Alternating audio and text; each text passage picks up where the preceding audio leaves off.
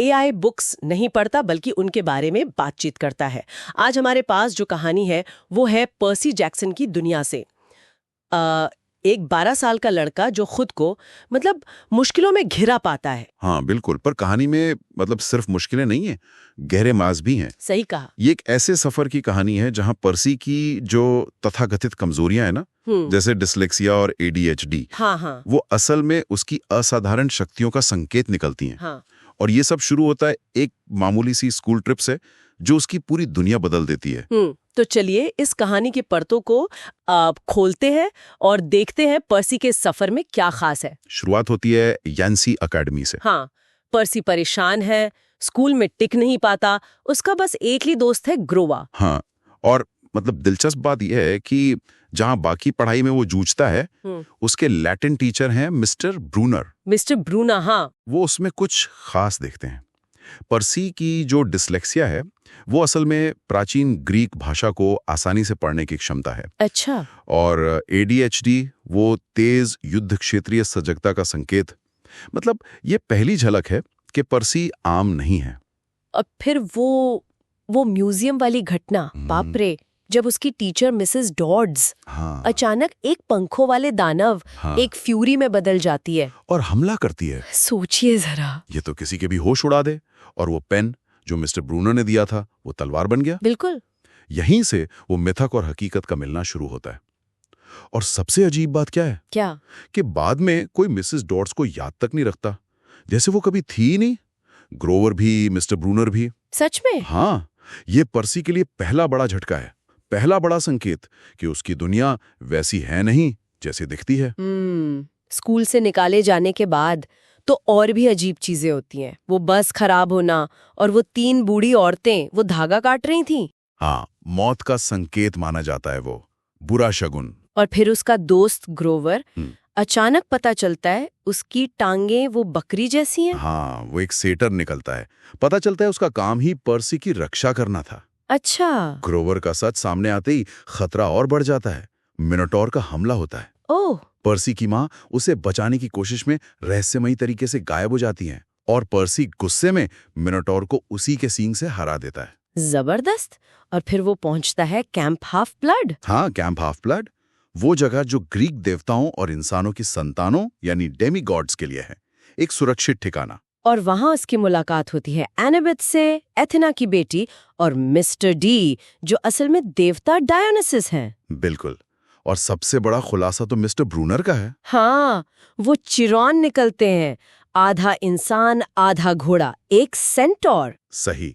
और यहीं पर्सी को पता चलता है कि वो कोई आम डेमीगॉड नहीं, वो पोसाइडन, समुद्र के देवता का बेटा है। ये तो बहुत बड़ी बात है, बिग 3 में से एक का बेटा। हाँ, और इसी पहचान के साथ आती है एक बहुत बड़ी जिम्मेदारी और एक बहुत बड़ा खतरा, क्योंकि ज़्यूस, देवताओं के राजा, उनका मास्टर बोल्ट, उनका मुख्य हथियार, हाँ, वो चोरी हो गया है। और शक सीधा पर्सी पर है, क्योंकि वो पोसाइडन का बेटा है। और अगर बोल्ट वापस नहीं मिला तो देवताओं में महायुद्ध छिड़ सकता है। अरे बाप रे, तो पर्सी को अपनी बेगुनाही साबित करनी है और दुनिया बचानी है। बिल्कुल।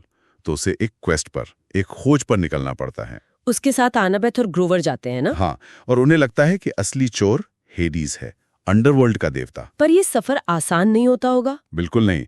रास्ते में फ्यूरीज फिर हमला करती हैं। मेडूसा जैसे पौराणिक दानवों से सामना होता है। मेडूसा, वो जिसके बालों की जगह सांप है? हाँ, वही। पर्सी अपनी सूझबूझ से उसे हराता है।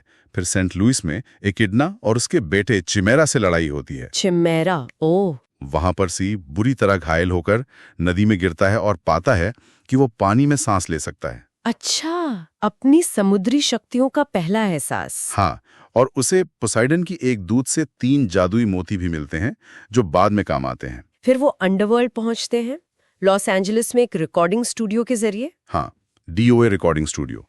वहां सिरबेरस 3 सिर वाले कुत्ते से बचकर वो हेडीज के महल पहुंचते हैं। और वहां क्या पता चलता है? कि हेडीज भी गुस्से में है। उसका अपना हेल्म ऑफ डार्कनेस चोरी हो गया है और उसे भी पर्सी पर ही शक है। क्या? हेडीज चोर नहीं है? नहीं।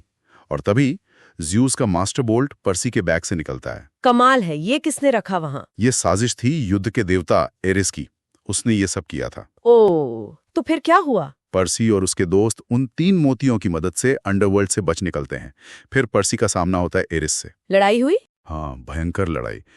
पर्सी अपनी नई शक्तियों और सूझबूझ से एरिस को घायल कर देता है। एरिस पीछे हट जाता है और हेल्म ऑफ डार्कनेस छोड़ जाता है। वाह!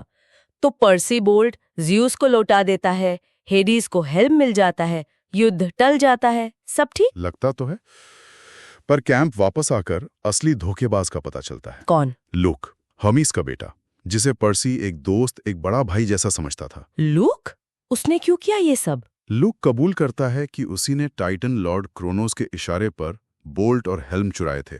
वो क्रोनोस को वापस शक्ति मिलाना चाहता है और उसने जानबूझकर पर्सी को फंसाया था। धोखा। बिल्कुल। और फिर वो पर्सी को एक जहरीले बिच्छू से डसवाकर भाग जाता है। ये दिखाता है कि खतरा सिर्फ बाहरी दानवों से नहीं, कभी-कभी अपनों से भी होता है। लेकिन पर्सी बच जाता है ना? हाँ, वो बच जाता है, लेकिन कहानी उसे एक दौराहे पर छोड़ देती है, एक अहम फैसले के मोड़ पर। क्या फैसला? कि क्या वो कैंप में ही रहकर डेमीगॉड की तरह ट्रेनिंग करे या फिर अपनी माँ के पास वापस इंसानी दुनिया में लौट जाए 7वीं कक्षा पूरी करने।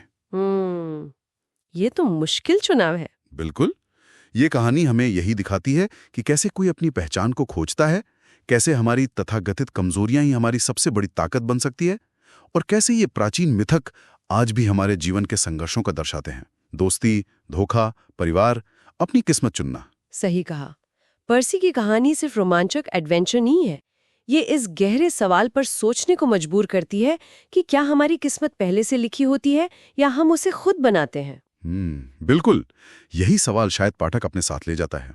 अगर ये वीडियो पसंद आई हो तो लाइक करें, चैनल को सब्सक्राइब करें और इसे अपने दोस्तों के साथ शेयर करें। शुक्रिया AI बुकवर्स देखने के लिए। मिलते हैं अगले बुक एडवेंचर में।